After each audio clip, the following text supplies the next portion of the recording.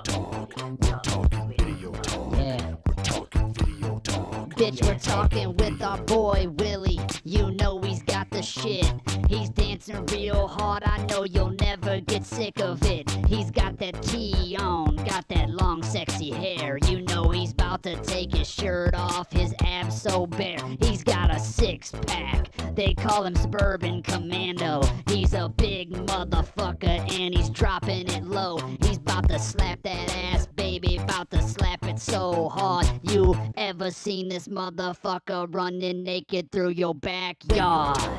We're talking video talk. We're talking Video talk, bitch, we're talking video talk. Get your video talk. You best subscribe. You best subscribe or die. You best subscribe or dive to video talk. Hello, greetings from VideoTalk. I'm Willie, and I'm your host for this unboxing transformation. I mean streaming. Yeah. Okay, so I hope you have had a great weekend, and now you are ready for some unboxing magic shenanigans, because I have here 2 boxes and couple of VHS boxes. Some older VHSs to show you, so it's gonna be a great show, you know that. So who's with me? It's Heppo, Freakazoid, Nolte, and Beta Boop Max Dennis. This theme song. Do you mean that do you like it, or do you hate it? Okay, Beta Boop Max Dennis doesn't probably like the theme song.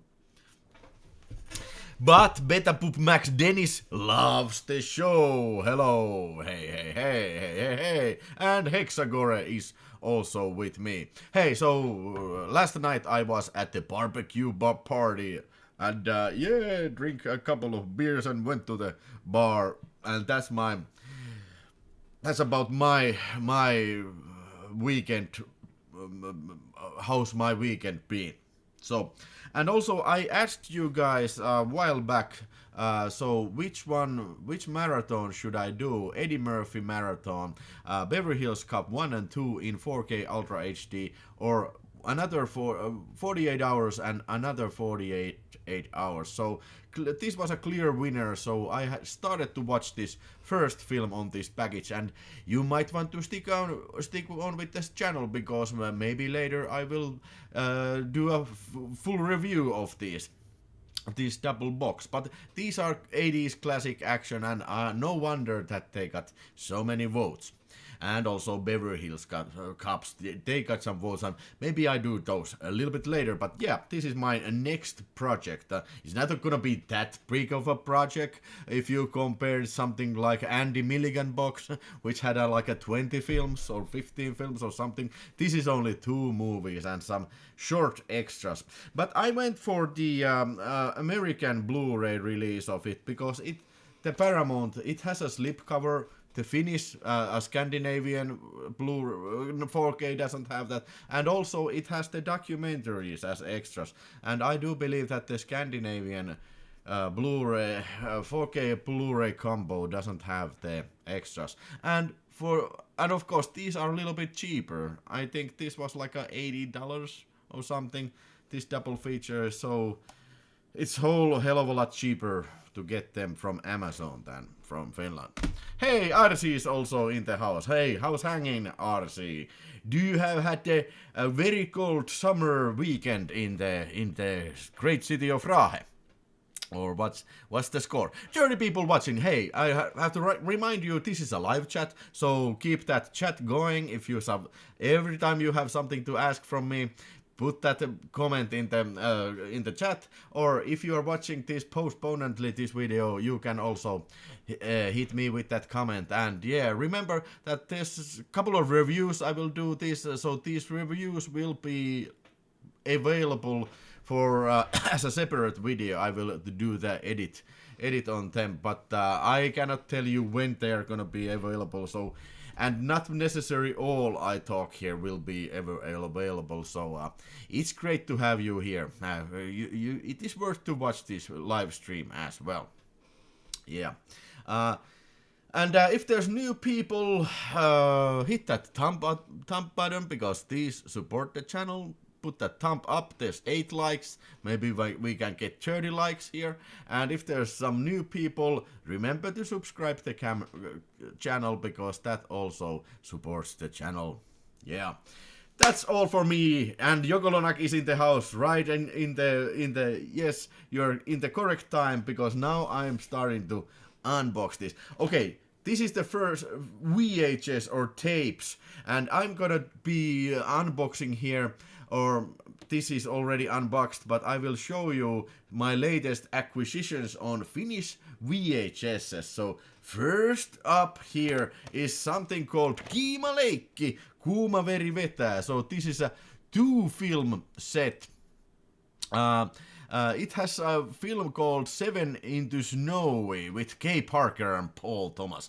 And this is a very rare label. This is actually the first from this Suomen kasetti-TV-palvelu, TV-kasettipalvelu Oy. Previously I did not have any of these Suomen TV-kasettipalvelu Oy tapes. So it includes a couple of hardcore films, but I'm not actually sure are these uncut films or are they cut. But let's take a closer look at this great Kiimaleikki, Suomen TV-kasettipalvelu. And hey, do you know, can you guess how much I paid for this? This is super rare. Do you know anything about the Finnish tape prices? So you can guess how much I paid for it in euros. Put that in the comments. So let's see who gets the closer one. And I know that some of you guys may already know this, but I talked about this already in the Finnish channel. But yeah. Hexacore says 250 euro. Okay, it's a good guess. Yeah, but basically it's a pretty basic looking tape, and it's a Betamax. So you get this yellow label here. But I have to report you later. Are these uncut hardcore films then? Yeah. So, Hexacore said 250 euros. That is a little too rich, but because Betamax, oh Beta, yeah, it's a great classic Betamax. So, Arsi guesses that it's 99 euros. It is something between from 250 and 99 euros, but I can tell you, I paid 170 euros for this bad boy. God damn it. 170 euros. Okay. This may be the most expensive Betamax tape that I have ever purchased. But yeah, I had to have it because yeah, there was this bidding contest, so I had to win it. God damn it. And Betapoop Max, his head is exploding. And rightfully so. Then it's better be uncut. Well, it could be, or it could be, probably it will not be. 10. If you do remember this, last time, it was like a month back when I got a donation of 20 euros from Michael Yu. And he said, congratulations on the Godzilla. I mean, what the fuck are you talking about? What about Godzilla? And he meant that I won this, during this broadcast, I won this Godzilla tape. And this, my friends, is here now. Guess what I paid for this bad boy? But this was the last Godzilla film that I was missing from my Finnish Godzilla VHS set. I do have every Kaiju film that has ever been released on video in Finland. And this is Godzilla vastaan Mechagodzilla. You can probably guess it means Godzilla versus Mechagodzilla. And put these guesses on in the chat while I present you this great looking Nike Sound video. Now Nike Sound City video VHS release. Now it's a very old, probably from year 1983, and this is no damn beta, and it's a VHS. And this is very strange, this Mac Video, because Mac Video was a Swedish distributor, but they also put a couple of videos out with Finnish subtitles, so I don't know. And this has Svenska Walters, this spine label here. And yeah, that is even rarer, that Svenska Walters video, and that I don't have. But I mean that I don't necessarily have all the variations of these Godzilla films, but now this, previously I didn't have this in my shelf. And Hexacore says 150 euro, Tutti Punti 200, and Arsi Rantamuti 278. Probably Arsi is the closest because I paid 263 euros. Would you have paid 263 euros of this bad boy? A film that I do have the Criterion Blu-ray disc set, so basically I don't need to watch this, but I bought this for my collection. It's a collectible, yeah. 263 euros. Thank you very much. Very, very much. Hey. Okay, now there is a box that I have not even opened yet. And this came in on Friday. And let's see what is in here.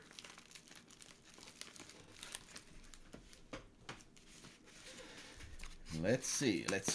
So the seller said that to open it carefully, because it is wrapped in this protective plastic.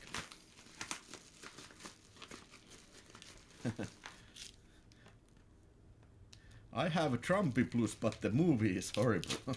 Yeah, we probably get to Trumpy soon enough. Well, that is a mega prize for Godzilla. Indeed it is. And yeah, holy shit! Another one of these Suomen TV kasettipalvelu tapes. So I don't know. Whoa, shit! I don't know why this cover page is not in the within the cover. I don't know, but here it is, the cover page. Let's put that in to give you a better view of this Desire Himon Hurmio, another Suomen TV-kasettipalvelu tape. And put on those guesses that how much I paid for this. And bear in mind that this is a very rare label, this Suomen kasettipalvelu. And I did have not previously had any of these films. Okay, so the cover is outside because this cover page is a little bit too big for this casing, but never mind that. Great looking tape. Desire, and this has a couple of films, Slippery When Wet and Object of Desire, and even Sonny Landham is in this film. Yeah, did you know that Sonny Landham, Billy from Predator, and also he was in 48 Hours. So Billy did some softcore porno films before he went to do action films. Sound like a tango song. Why not only Suomen kasettipalvelu? That's a strange name. Well, probably they wanted to emphasize that this is a TV cassette service. So these are not audio tapes. But why is it not 10 Suomen videokasettipalvelu? I don't know, man. But yeah. Okay. And this is a VHS tape.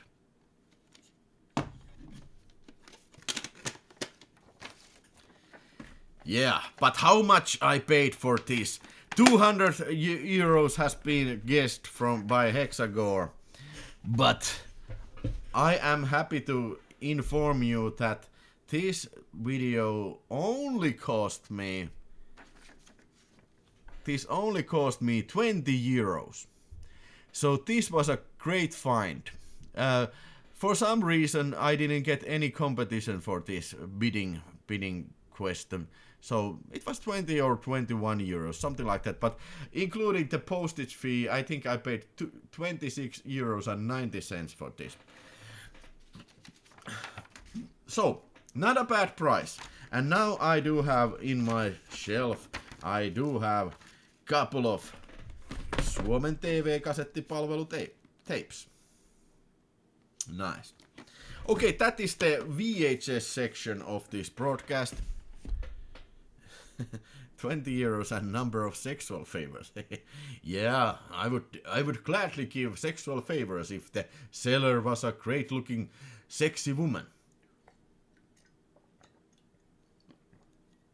Alright, let's go to open this Amazon package. And let's see what we have here in this package.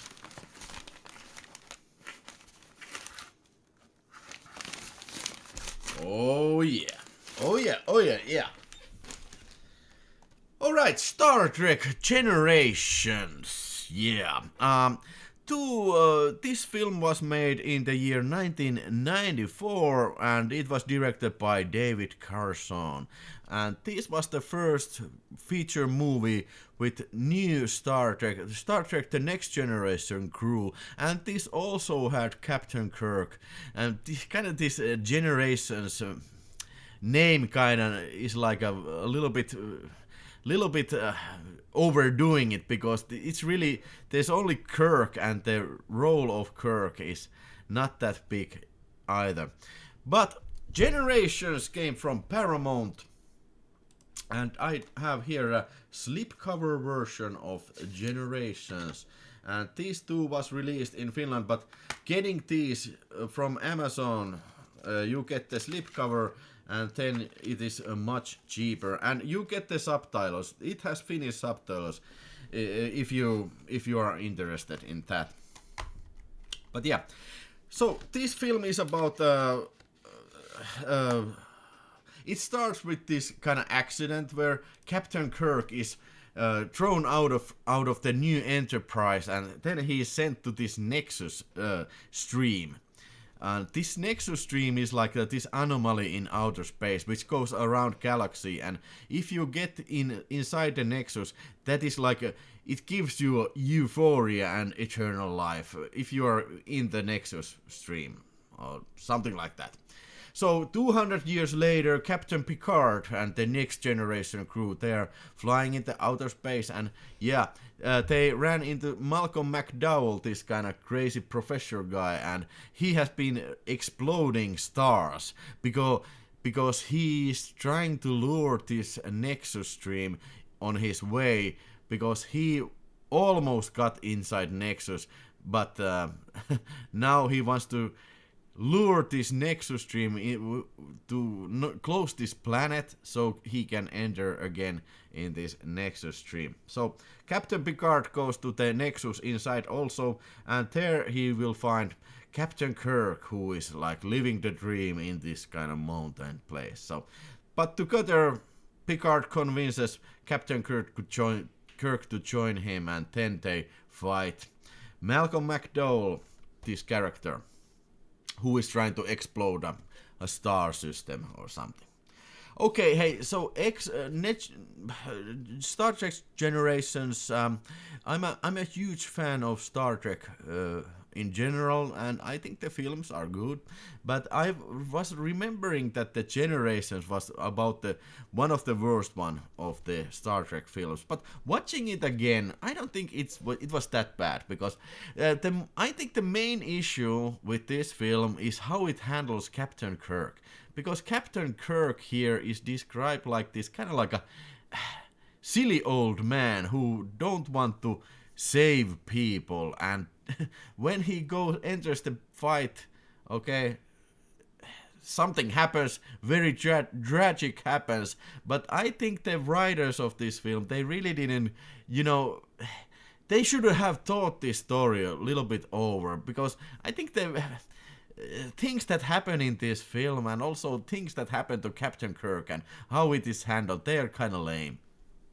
And I don't know how this Nexus even works. Can you go enter it, and can you obviously you can enter it, and then you probably can wish yourself out of it, and to wish yourself even in some other planet. I don't know how this thing even works. I don't know.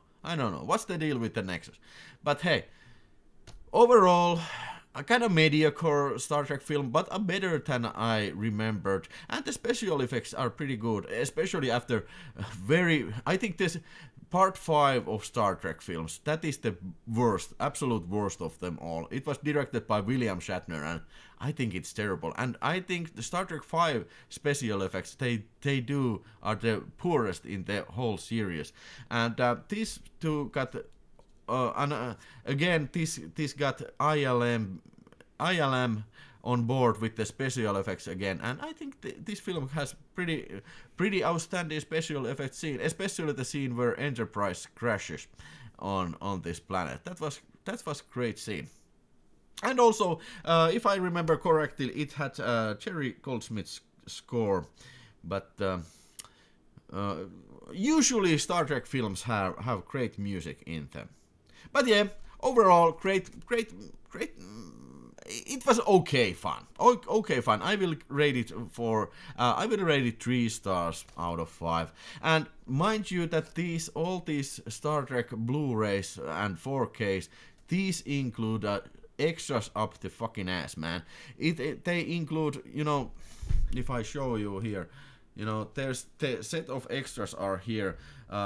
They are on Blu-ray, scoring track, the Next Generation Design Flashback, Stellar Cartography on Earth, Brent Spiner, Trek Roundtable, Starfleet Academy, and it's over 3 hours of previously released content. So these things include so much extras that you're gonna be digging through them for hours. Yeah. All right. Generations. What do you think about Star Trek Generations? Tutipunti says, plot sounds like it was written under some kind of a medication. Yeah, maybe. I found Generations to be more an okay TV episode. Doesn't really live up to being a full-fledged movie. Yeah, I see your point, Jogolonak. I see your point. It's kind of like it could be a 2-part episode on Star Trek: The Next Generation, and it wouldn't rate even that high in the episodes if you rank the episodes of Star Trek: The Next Generation. Star Trek Penetrations. I'm sure there's a porno version called Star Trek Penetrations.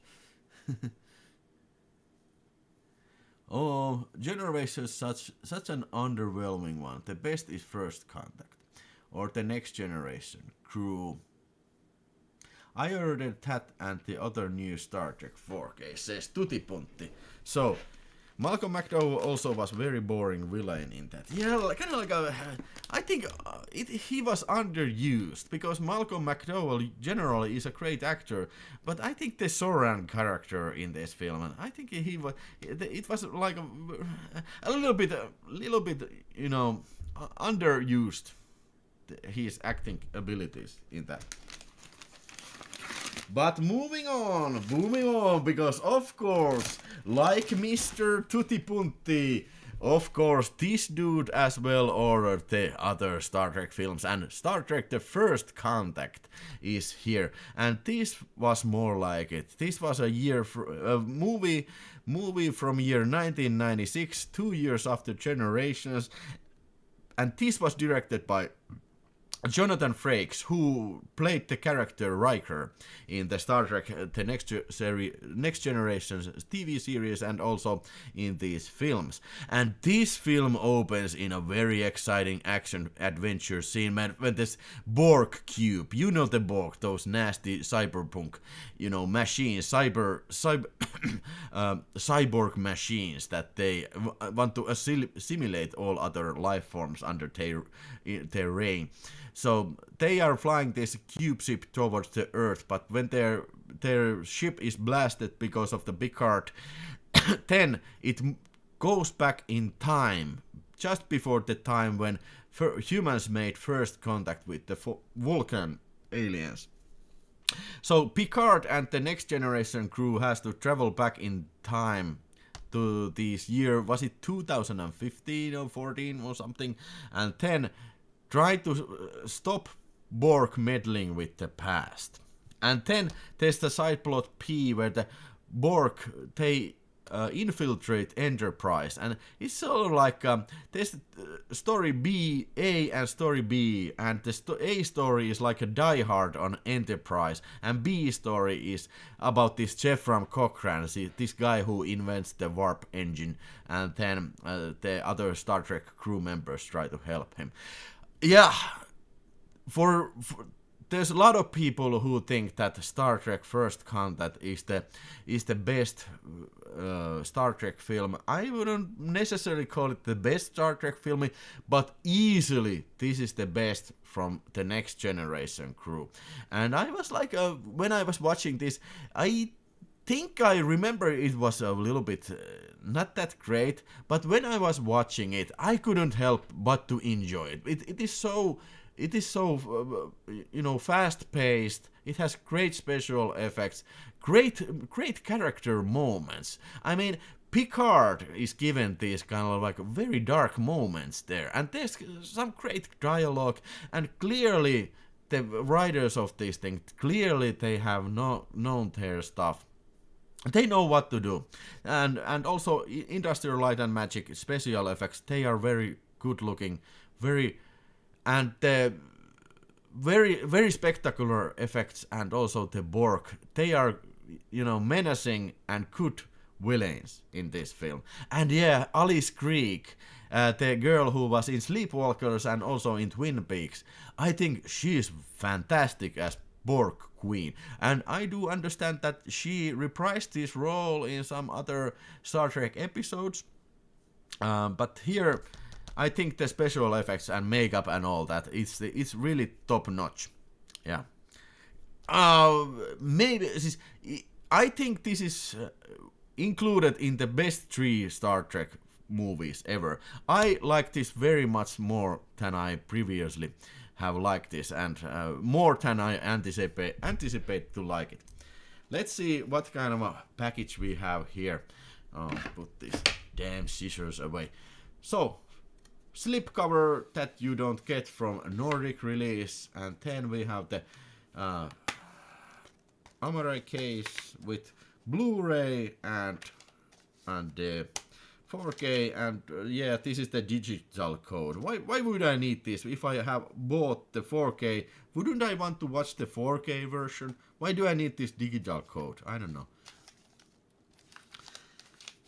And also, like in the previews, this thing has extras up the motherfucking ass, man. Yeah, sorry about that. It got text commentary, audio commentary, Industrial Light and Magic, The Next Generation, Greetings from Internal Space Station, Spaceship One Historical Flight, Brent Spiner again, and Trek Roundtable, Starfleet Academy, and Library Computer, and over 3 hours of legacy extras. So these are very... and mind you, I have watched all the extras on these. Maybe not everything, but the most interesting documentaries I did watch here. And yeah, you're gonna be spending hours when browsing through the extras. Overall, very good movie and great set, and I don't think this can ever look better. And yeah, I forgot to mention also the generations. The picture quality in all these is very good, very crisp, very sharp, very colorful, and in a price of $18, I really do recommend these. Even if you are not the biggest fan of Star Trek, I do recommend this. Yeah. So what are your thoughts about Star Trek First Contact? Did you get these 4K releases of Star Trek films?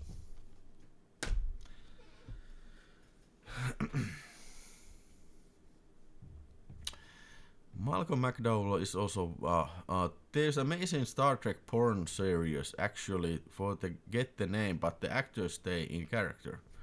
Really? What is it called? Star Trek Fist Contact. Spock's money shot is green. What are you talking about? I need to see this Star Trek porno. That sounds like a lot of fun. Alright, hey, moving on this unboxing series, and next film is obviously more Star Trek. Star Trek Insurrection, and this is a film from year 1998, 2 years after Generations, and also directed by Jonathan Frakes. And mind you, the First Contact, the previous Star Trek film, it was a huge hit, and also the audiences liked it and the critics liked it, so it was time to make another one. And in this film, Star Trek crew, they kind of go against the Federation orders when they are protecting this like a small village in this small planet who happen to live in this nebula, and the radiation in this nebula happens to be some sort of like a weird radiation that allows you to not get old and to live forever. Yeah, and then there's F. Murray Abrahams plays this kind of bad guy who has teamed up with the Anthony Zerbe, the Federation guy. Anthony Zerbe, you might remember him as Crest from 007, License to Kill, the guy whose head explodes in this pressure unit, or what is this called? This pressurizing unit, I don't know. But never mind. Anthony Zerbe and F. Murray Abrams, they are like the bad guys of this series, and they are together. They are scheming that during the night they transport these people away from the planet so they can use this some sort of solar bomb to explode and then to gather this radiation and take it away. And this potential could, this radiation stuff could be very valuable and very helpful for the medical experiments and all that jazz, but Picard and the rest of the Star Trek crew won't have it that the native species, native people who live in that planet should be forcefully transferred there. So it's like a story about Indians and a story about minorities and stuff like that. Much like a Magnificent Seven or Seven Samurais. You could take it like a story like that. But hey, I have my main gripe with this film is that, hey, Star Trek doesn't need to be any other thing that it already is. Come on. Star Trek, in its core, it is interesting itself. It doesn't like have to reinvent itself anymore. And also I have a fucking big problem about the humor in this film. This film has lots of added humor, and why is everybody so damn cheery in this? Compare this to First Contact, which was a great picture full of interesting and meaningful character moments, but this has none of that. I mean, the story feels very forced, and also like a very dull and generic, this story. And most of the film takes place on this planet and in this colony, in this village that they have built for a very huge cost. So this is, in places it doesn't even feel like a Star Trek film, and this very much like Generations. This feels like a two-parter episode of Star Trek: The Next Generation, and that wouldn't be too good episode. So I think this is not as bad as Star Trek 5, which I hate, The Final Frontier. That was garbage. But I do have to regretfully say that I think this is probably the second worst Star Trek film that has been ever made. I mean, okay, I'm not counting here the new Star Trek films. I fucking hate that shit. Especially the third one of that film. That's fucking bullshit, man. But Star Trek starring Star Trek film that includes the cast of the TV series, old or new. This gotta be the second worst film of all time. I will rate this, 2 stars. I would rate First Contact, it's easily 4 stars, but I will rate this 2 stars because overall, a very lame and forced film, I don't know. I never when I was watching this, never was I excited about anything that happened in the screen.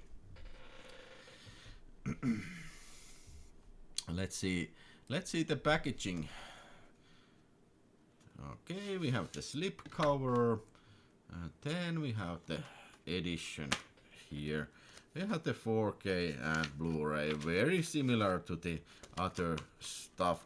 And as well as here, we got a couple of new extras here, and then we have over 3 hours of previously released extras. And yeah, it's I think the extras here are much more interesting, and they're like discussing about the making of the films, how hard it was to follow generations. I do believe that that is goddamn right. And also they discussed how much it cost to build this village in the mountains, and this budget for this film was very much bigger than First Contact, and it's hard to imagine, because this looks very much more like TV series than First Contact. So it got almost the double. This film had almost the double of the budget of First Contact, and it was not as nearly as successful. I wouldn't say that this was a flop, but not nearly as successful than First Contact or Generations.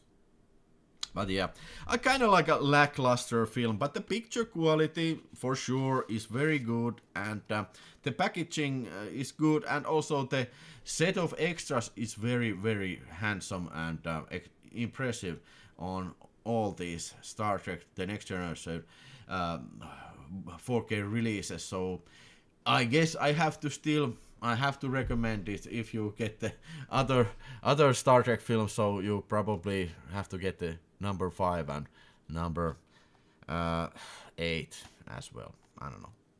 So what do you think about Star Trek Insurrection? Any thoughts? Okay.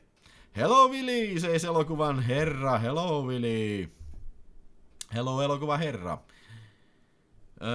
I bought the UHD Blu-ray box set of Next Generation films and recently watched all of them with the missus.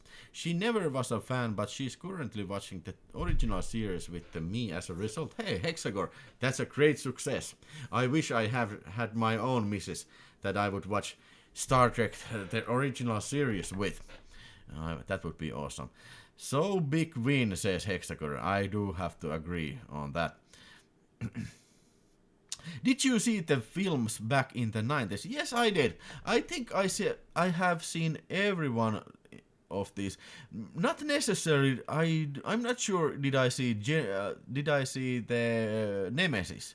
But definitely I saw the 90s films in Hervanta Kinola movie theater, which I have also always talked about, because basically we went to see every film that was interesting. And yeah, I don't recall liking none of these Next Generation films that much, except First Contact back in the 90s.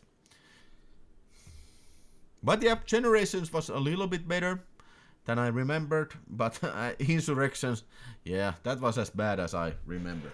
But speaking of Nemesis, let's talk about Star Trek Nemesis in the final of this final installment of the Star Trek series. Yeah. So this was the final Star Trek film. It was made in 2002, and it was directed by a guy called Stuart Baird. So Jonathan Frakes did not return to make this film, and this is much more heavily action-oriented film than the previous one, and much more darker in tone, which is only a good thing, because the previous Star Trek film, Insurrection, it was so fucking cheery, and it was so jolly all around. So, oh yeah, I forgot to mention in the previous review, but there was so stupid scene that where they're singing to Data when he's flying the space shuttle. The la la la la la la la la singing. That is embarrassing. It's embarrassingly stupid. Okay, but moving on to the Star Trek Nemesis, and let's see the packaging of this film. Yeah, I like the green tone of this cover page here, and hey, it sounds like I have a loose disc inside the box. We have the Blu-ray, which contains the film and the extras, and then of course we have the 4K Ultra HD, and this only includes the commentaries, if any, and the nothing else.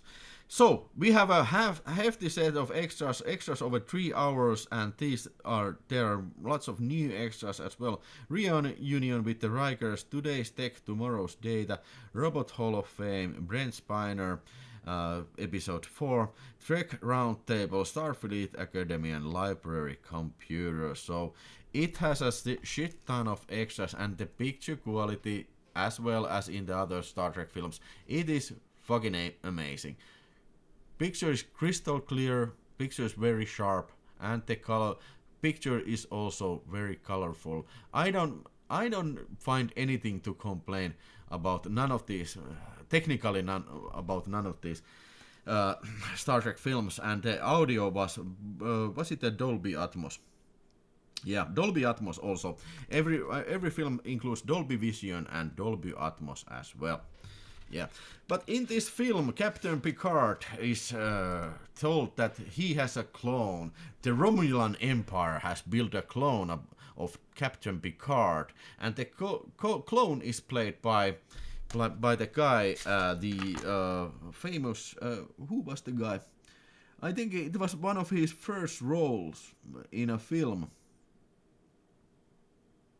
Come on, how can I forget his name? Tom Hardy. Tom Hardy is playing Picard's clone in this film. So Tom Hardy is a high-ranking officer in the Romulan Empire, and he is aiming to take his wonder ship that cannot be detected by any Federation spacecraft, and he wants to take this ship and go to the Earth and explode Earth. So that is his plan, and now Picard has to, face him in this kind of naval battle, very much like a battle from the Star Trek Wrath of Khan, and also hand-to-hand combat. So this is much more darker and action-orientated film, and I think it was a major improvement over Insurrection, and it's almost great. It is almost 4 stars. I would rate this film 3.5 stars. Great final entry in the Star Trek film series with the Generation crew, and this was kind of like a flop. I think this was a flop because Paramount really didn't believe in Star Trek anymore.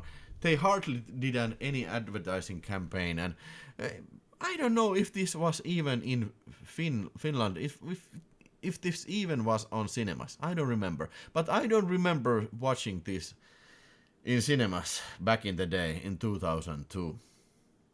But yeah, I think this is the second best of Star Trek Next Generation films, this Nemesis, and I think everybody should watch it. Yeah. Any thoughts about Star Trek Nemesis? Have you seen it? I haven't seen any of the new ones. Yeah. You mean the Kelvin timeline films. A high-pitched voice from Tom Hardy, another villain I dislike. I don't think. I think it was an okay villain. Not the best in Star Trek series, but it was an okay villain. I just picked up all those Next Generations movies from Flea Market. Now, Santeri, great find. I have never watched them, and only few episodes of the TV show. I haven't been more into the original series guy. Hey, please, Santeri Paju, tell me what did you think about them. This is interesting to see if you're Next Generation virgin, so to speak. So interesting to see how you like the films.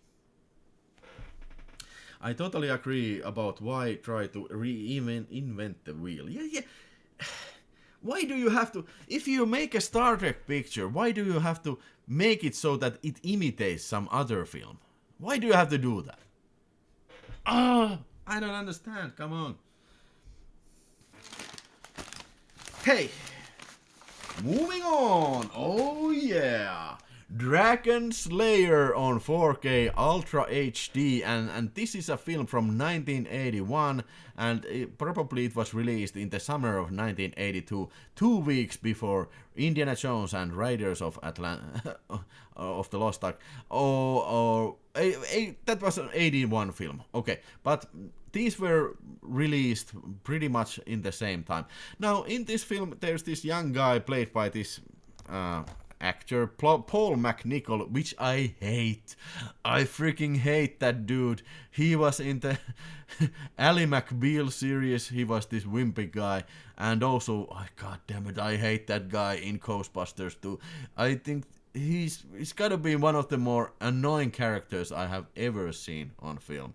But here he is okay. He's like an apprentice for this wizard. Wizard dies, and this kid goes on a quest to kill a dragon, which, you know, plagues the land. And the king has made like some sort of a deal with the dragon, so they agreed to sacrifice one virgin girl from the village once a year or twice a year, I don't remember what was it, and the dragon will not destroy the land. So this guy goes on a mission and goes to the caverns and stuff like that. Now, in the 80s there were a lot of films like this done, because it was to cash in the craze of Dungeons and Dragons and this role-playing craze. And I think this is a pretty successful film. It was produced by Disney and Paramount, so it's not purely a Disney film, but yeah, there's a Disney touch in there. But I do have to say that this is got to be one of the most darker Disney produced films, at least from the 80s rosters of the Disney. And the special effects were also done by ILM, Industrial Light and Magic here, and these kind of dragon effects, and also they were like this animatronic dragon puppet in this, and you can imagine that these things just look good. Even today, these things look good, and I mean no disrespect selling even today, but I have to say that, okay, I'm watching film like Lord of the Rings, I see 10,000 orcs fighting, so like some Hobbit shit. I don't believe it. I know, while it looks kind of realistic, it looks realistic, but I know in my freaking heart, I know that these things have been done in CG. They are computer created images. So when I'm watching it, I don't feel anything. I'm a blank. It bores me. The special effects are not that special there, But here, maybe I am an old guy, but here, this was the movie magic time. These effects look special, and I really liked it. It's not the best film ever. I think I will rate this film like 3.5 stars. Also, same review I gave to Star Trek Nemesis. But I do have to say that while it was a flop back in the day, but the special effects and the sheer sense of adventure, it is still there, and I completely I feel that this is a lot better film than 95% of the modern of these kind of sword and sorcery films that they put out, or some superhero magic Marvel films. Back then, movies were made out of iron and fire.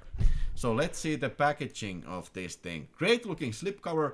I was supposed to be ordering the steelbook, but I don't know, something happened. I forget about this. But here we have it's an okay looking slipcover. So it's a 4K Ultra HD. So make sure that you do have the 4K player, because it doesn't include Blu-ray at all. It's only standalone 4K release. So we have this black labeled Paramount style 4K release, and the picture quality, let's talk about that first, because picture quality, it is pretty good, pretty darn good. And this film includes lots of smoke, lots of dark scenes, so this is basically like a made film for this Ultra HD and Dolby Vision and enhancement. Never during the watching time when I was watching it, never did I encounter any moment that it looked faked or looked DNR'd or something like that. Maybe there is DNR, most likely there is, but I didn't see any like disturbing DNR parts of it. Picture is very great, and also audio has Dolby Atmos, and this film really utilizes, you know, the surround system, all these caverns and dragons, sound is coming. I don't have Dolby Atmos system, but I can imagine, I can hear in my head the Dolby atmosphere of the caverns when the dragon is, you know, growling there. It's gotta be horrifying. And speaking about horrifying, this is not per se a kids movie. I think this is just too dark for little kids. It's probably PG-13. I think it's BG, but it would certainly be PG-13 nowadays. And then there's even gore. This dragon is eating this girl.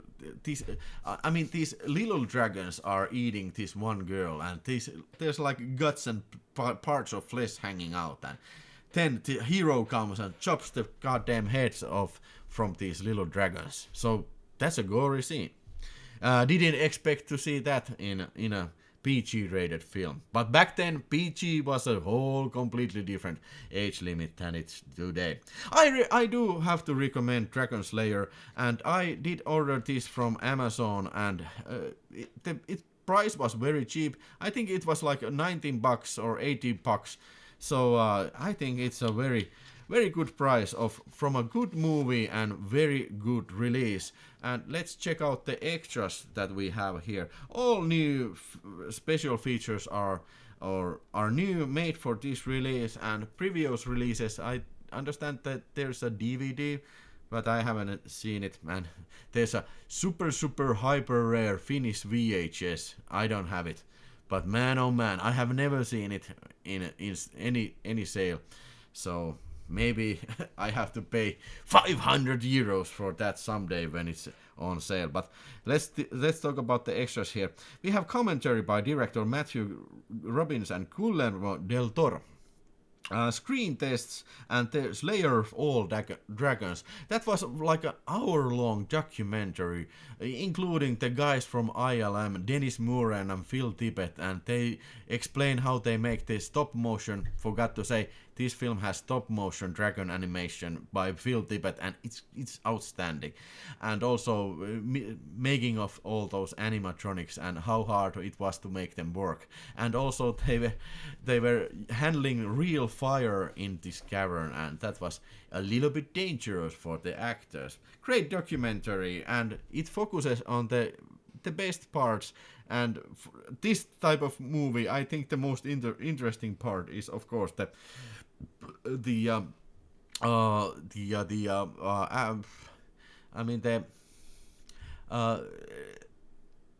special effects department, and this basically focuses everything on the special effect department.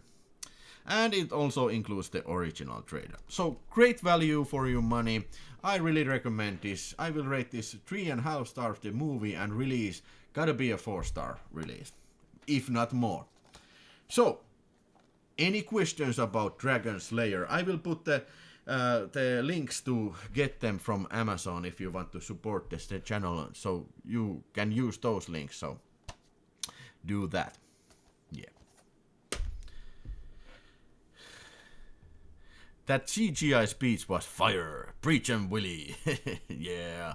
Right on, brother. Right on, brother. Santeri, right on. The dragon animatronic stop motion effects delivered one of the best dragons ever made. Hey, I do have to agree, Hexagore, with you. Completely agree that. The only film where the princess gets graphically eaten by the little dragon babies. Yeah, that was the gory scene I was talking about. The Dragon Slayer Ultra HD is, to my opinion, the only version to watch from now on. As it was very dark film, the HDR and contrast works really great on the medium. that is, yeah, that is what I was trying to tell you, but you said it a lot better than I did. So this film Dragon Slayer was made for Dolby Vision and 4K formats. It's smoky, it's dark, but all these nuances come to life when it's processed this well. I have the Dragon Slayer 4K Steelbook. I love this movie, says Charlie88. Hey, that's a nice thing to hear. I'm a little bit sad. Why didn't I get the Steelbook? Because it was in my cart, but I don't know what happened when I emptied the cart then and put the basic version there. Love the more dark Disney stuff, like Dragon Slayer, Black Cauldron and the Black Hole. Sampa asks, where's the beer? No beer, it's Sunday. I think I have my share of beer for this weekend already. So, last one from this box is a film called Flight to Mars, and this was a film from 1951 and directed by Leslie Selander and starring none other than Cameron Mitchell. My God, this guy was a young guy someday in his life, because I always remember Cameron Mitchell being this grumpy old man, like he is in the 70s films and 80s films. But here he's a young guy who goes on a Mars expedition, and this flight is going directly to Mars. And I found it very funny that these people who are in this spacecraft, they are dressed like naval guys. So they have leather jackets and like motorist jackets. So where's their spacesuit? I don't know. But they go to Mars, and surprise, surprise, there's a Martian civilizations, and they need this spacecraft to save their civilization or something like that. It's a very, very 15th science fiction theme here. And mind you, this is from 1951. So basically, this is one of the first 15 science fiction films that came out. And I think this is the first film that, shows the trip to Mars. Maybe. But at least the first film from the 50s that handles Mars like this. I think I'm a sucker for this kind of film. By no means is a great film, but I find something like very sympathetic about these type of films. All these special effects, this was done very cheaply, but I have to say that the budget was very little, but for a little money they have really brought the Martian cities alive. They look very good, surprisingly good in this film. And of course, in Mars, being this like a 1951 film, the Mars, all the guys are old guys, but all the ladies, they are very hot looking, and they have very short mini skirts on the Mars and long legs. So that's a Martian lady for the... I'm going to next flight on Mars. Cameron Mitchell is in here. He's doing like this kind of like a tough guy role, captain kind of role, and they even fight over this lady. And being it's a 1950s film, it has some very chauvinistic elements in it, which, in my opinion, today they look very funny. I'm not one of those who get offended by an old film. No, mate. No, siree. Overall, I think I will rate this 3 stars. Very good science fiction film, and it was not a long film. It was only 72 minutes, so basically you can stand on your head to watch this. So it doesn't feel long, and I think it even had very much action sequences in it. So overall, very recommendable 1950s science fiction film that I had not previously even seen. So let's take a look about this film detectives release. This is an interesting label, this Film Detective. They are putting out this 15th adventure science fiction stuff. So I have a couple of films from them, but I need to get more, especially the Green Hell. I have to have that film. But here we have film detective release, color film and full screen. It is the original aspect ratio, and one Blu-ray here, and we have this kind of booklet, which I have not read, but I really do like this. These are nice info packages for the film. Great looking booklet. And then we had a very interesting documentary in the special features. Walter Mirisch for Bomba to Body Snatchers. That documentary was telling about the creation of this American International Picture film company, and lots of information about this small science fiction film company that I have not previously known. And the other documentary was Interstellar Travelers, cinema's first space race. It was telling about the story about the space films that were made back in the day. 4K restorations from original 35mm Cinecolor separation negatives. Yeah, it was pretty good looking film overall. Don't expect any reference quality. And also it had audio commentary with Justin Humphries. I didn't listen to that. Yeah, but great package, $16, great value if you're a sucker for the 1950s science fiction films like I am. Have you seen Flight to Mars? Does it say anything to you? Put that in the comments section, man. And I will put the link in the below to get the film.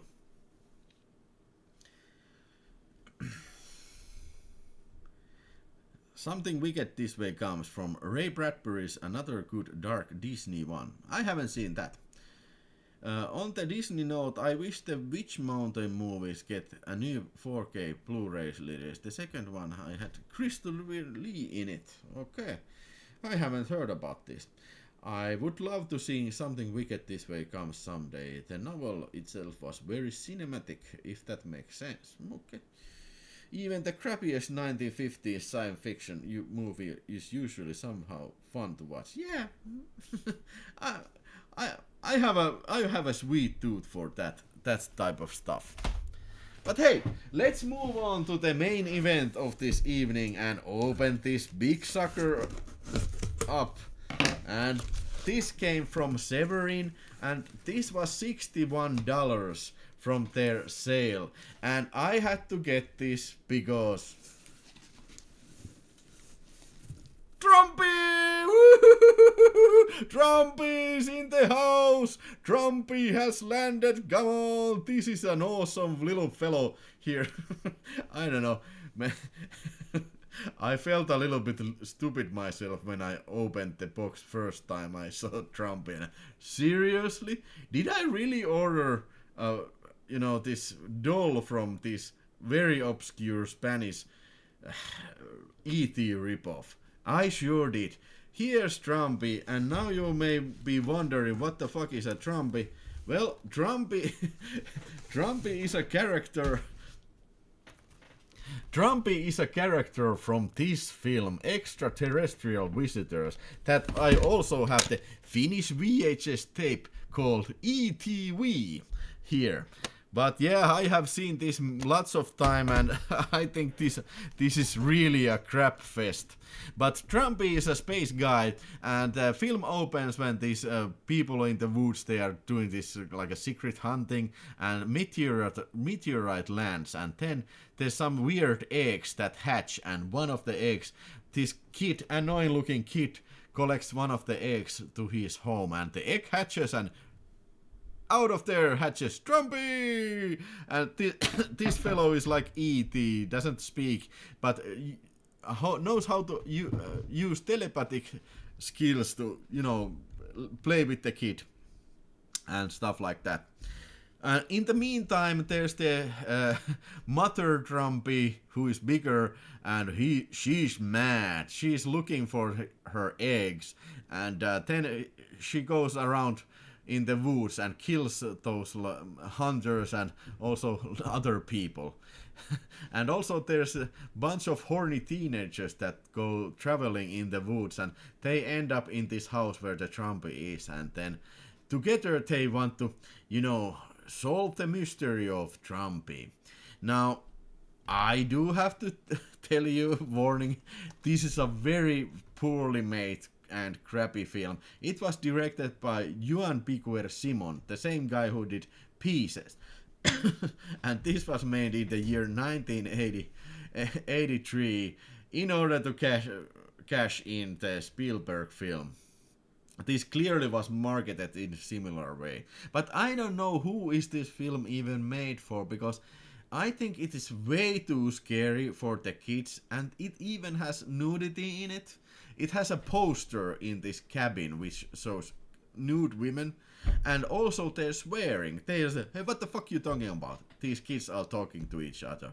So I don't know what kind of a kids movie this would be. And the music is very eerie. By the way, this contains soundtrack CD in it. But let's talk about that a little bit later. But for the films, for the lovers of trash video films, I think this is a real treat, man. I was laughing out loud many times during watching this film once again. And the Severin, this picture quality, this has been mastered very carefully, and I didn't even realize that film of this caliber can even look this good. Picture is very sharp and shiny. A huge improvement over this VHS, and for some reason there's so much smoke in this film, which is supposed to be fog, but it's filled with smoke and darkness, so many times on this VHS you don't see what's happening. What the hell is happening in the screen? But this film, this doesn't have any of those problems. I think it's a great release, and this includes Simon's Jigsaw, a journey in the universe of Juan Piquer Simon. This was a 100-minute long documentary about the films of Juan Piquer Simon, and it was a very interesting stuff overall. And then there was Weekend in Hell interview with actor Emilio Linder, Composing the Cosmos interview with soundtrack composer Librado Pastor, private concert from Librado Pastor, and Alternative Pod People opening credits, and bonus disc. So let's see in the insides then. There's the motion picture soundtrack here, and it doesn't really have all, it only has like 4 songs in it. I think overall the duration of that soundtrack is like a little over 10 minutes or something. Then we have this great looking Blu-ray in it, which also have all the extras here on the Blu-ray. So if you really want to see a bad movie with Trumpy in your arms like I did, I was watching the film like this. Ooh. No. Yeah, I'm stupid. I'm fucking idiot. If you if you like watching crap, I think you need to look no further. You need to see extraterrestrial visitors. You need to bear a little bit boredomness also, because this film has a lot of wandering around in the woods. So take that advice in advance. It's not overly, filled with action, this film. Okay, really, I don't know how to rate this film, but if you would rate this film in a traditional sense, it would be half stars. But if you rate this film in a trash points, I think it's close to 4 stars. Not necessarily, because it's a little bit slow moving, and I think it is a little bit long film for its own right, even though it is only 84 minutes long, but I think it feels like a lot longer film. I think this type of film, it should take like 70 minutes. It would be, I think you could easily shorten this without losing any scenes. Just to shorten these walking scenes, you could drop the duration of the film to 70 minutes. But yeah, Take Trumpy with you and go for a space adventure. Anybody else got this Trumpy? Put that in the comments too. Hey, any thoughts about Trumpy or extraterrestrial visitors?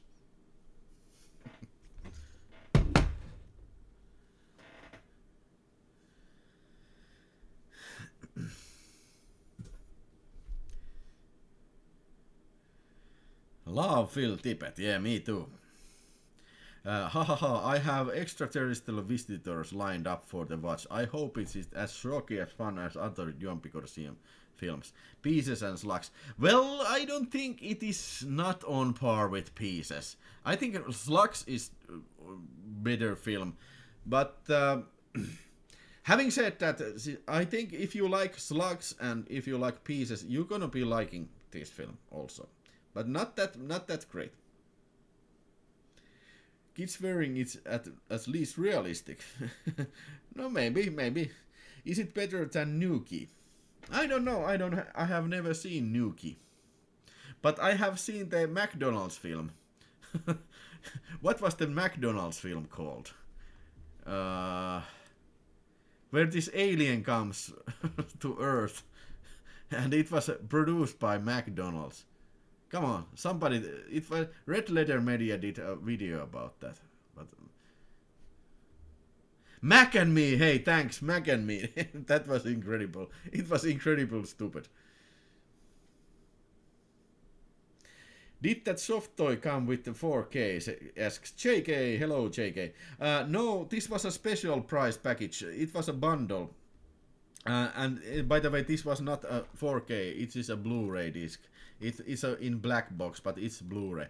But yeah, you could get separately this Blu-rays without this. But $61 was this, and Alien from the Abyss, or should I say Alien from the Deep. I also have, of course, the Finnish Hirviösyvyydestä Imperial Entertainment Finkino video here, but I have the Blu-ray as well. This is Severin release, and it's a film from year 1989 and directed by Antonio Margheriti. So it's an Italian film where these Greenpeace guys, they go to some remote island, and then there's this evil corporation led by Murdoch from Rambo 2. What was the actor's name? Well, let's call him Murdoch. Murdoch runs this, operation where they're dumping nuclear waste into an active volcano. Man, that would be dangerous. Why would you want to do that? I don't know. You would just make your waste a lot more worse. Because when the lava is, running to the sea, wouldn't that lava just be radioactive? I don't know. But they are doing this. And then meteorite arrives, and this alien part monster, part robot. It has been lured on Earth after the radiation in this volcano, and you might expect that this monster, starts to cause mayhem, and it sure takes its long time to get to the monster part. And I think it was like a 55 minutes mark when the monster actually appears. And the rest of the film is like these Greenpeace guys, avoiding this evil corporation guy. And surprisingly, this includes a lot of profanity. I remember I have a picture when I was watching it years ago from this Hirviösyvyydestä VHS, and I think it has one of the funniest translations ever. It says in Finnish, kuka luulet olevasi? Joku isoperseinen kovanokkako? Että, are you some kind of a big-assed hard nose? What does that even means? But this includes a lot of profanity. Everybody is very, very mean to each other all the time. Like in this kind of very funny way. It's like a trash video way. Everybody's cursing at each other without any real reason. So that the language was probably the funniest thing in this film. And the monster, when it shows up, I think for a low budget film like this, I think for that it's very well made. No, it's kind of impressive that it's like 15 meters high, this monster, and like goes around in this factory installment. And of course, this being Anthony Margheriti film, so you can expect a lot of great miniature work in this film. And this has lots of explosions, miniatures exploding and stuff like that. So yeah, great stuff for the fans of Antonio Margheriti. I'm not necessarily the biggest fan of Antonio Margheriti because I think his films, they're too well made. I think I like more Bruno Mattei's film because there's also that kind of like this surprise element when you're watching a Bruno Mattei film because you never know what's gonna be. But Anthony Margheriti, he was such a good film craftsman, so you can pretty much expect that he will deliver an okay product. I think his best films gotta be Cannibal Apocalypse or The Last Hunter. I think this is like a mediocre Anthony Margheriti film. Yeah. So this thing too had some great set of extras there. Of course, let's see if the Trumpy lets me to go here. Let's put Trumpy here.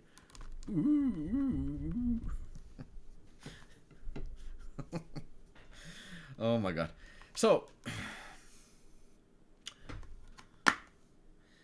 nothing special to report here, but we have from Center of the Earth interview with Eduardo Margheriti. He is Anthony Margheriti's son, and yeah, he has lots of good things to say about his dad. The Outsider, the cinema of Antonio Margheriti. This was documentary made by Eduardo Margheriti, and this was like was it over an hour long? And I didn't watch it because the same documentary was on Last Hunter Blu-ray, and I watched it on then. Very comprehensive documentary about Anthony Margheriti's career in the Italian cinema. And then also Son of Outsider, interview with the Outsider director Eduardo Margheriti. So there's 2 interviews of Eduardo Margheriti. And this other interview was more on this documentary, so which he made here. But yeah, great looking release, and mind you, this is region A locked, and also this is strangely this is in full screen. I think it is the original aspect ratio, but I was kind of like wondering why is that in 4:3, but maybe they were just during that time period, you know, close to 90s, they were sure that this gonna be only on video, so they didn't bother to make it on widescreen. Yeah. Alien from the Abyss. Any fans of Anthony Margheriti or any fans of Italian sloggy monster cinema? Hey, put that in the comments and tell me what you think about the Alien from the Deep or from other Antonio Margheriti productions. So that is all for me for this night. I don't think there was anything else in the baggage. No, there wasn't. I hope you have enjoyed my takes, and if you have any questions, now it's time to put them in the chat. Yeah. But I will be winding things down a little in a little moment. I watched Alien from the Abyss this weekend. I laughed my ass off with all over the dramatic death scenes, guy beaten by a snake. Yeah, I forgot to mention that. That was a funny scene. Ah! Ah! Ah! I mean, how can you act so, you know, overwhelmingly? The AIP documentary included with the journey to M sounds interesting. Yeah. It was an very interesting documentary. You mean this Flight to Mars? Walter Minis, From Bomba to Body Snatchers and Interstellar Travelers. Yeah. and yeah, it was American International Pictures. It was created on this film company that made this film. Yeah. The rest is more romancing the stones with a Greenpeace chick meeting up with the snake hunter, milking snakes for venom. I also thought it was very funny when the lady told the guy, the snake guy, "You're some sort of a snake squeezer."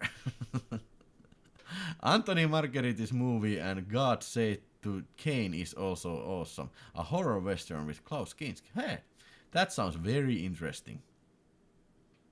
And don't forget the guy committing suicide after his arm is mutating. He inexplicably jumps down a ravine with long shot of crappy... Yeah, the dummy. Yeah, I also was very funny.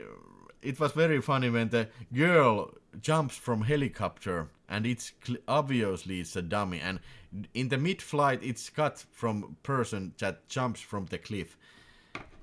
And I have to say that the lady, she has balls, man.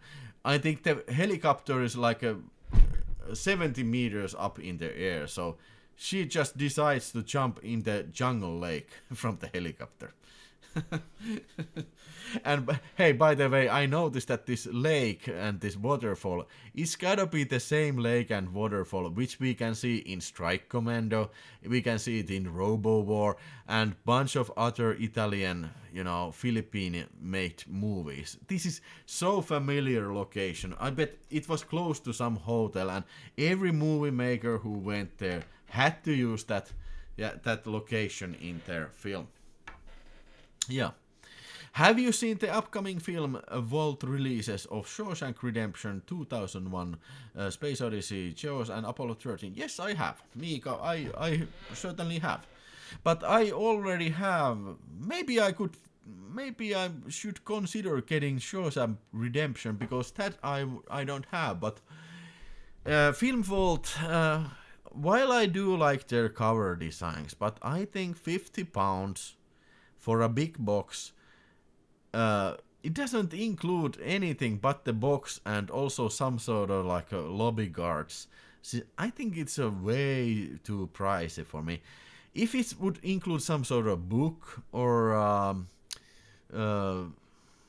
some new extras maybe, then I would be interested. But I think it's a pretty premium price for just a box upgrade. Extraterrestrial... And mind you, if I wouldn't have those films, then I would go for the box set. But I don't think I want to be double dipping on those prices. Extraterrestrial visitors would make a great double bill with Cry Wilderness. I haven't not seen that. It's a Bigfoot film. Yeah, they also filmed the Black Cobra sequel films over there. Yeah, it's a very familiar location. Yeah. Hey, 45 people still watching. I think this has been a lot more popular program than previous one. Maybe it is the unboxing that really interests people. I'm very happy. Hey, remember to hit that like button also, and if there's some new members in the audience and you have not subscribed to the channel, subscribe to the channel and order these alerts when hitting this bell button, so you will not miss the next broadcast if you are interested. Maybe the next broadcast will be next Sunday, and New Adventures 10. But now I think my time is to quit and go watch another 48 hours, or 48 hours first, and then to proceed watching another 48 hours. So I thank you for your watching, and I wish you a great the rest of your day. And once more, I certainly want to thank you for your watching. That means a lot to me. Thanks. Good night, goodbye, bye bye. Until the next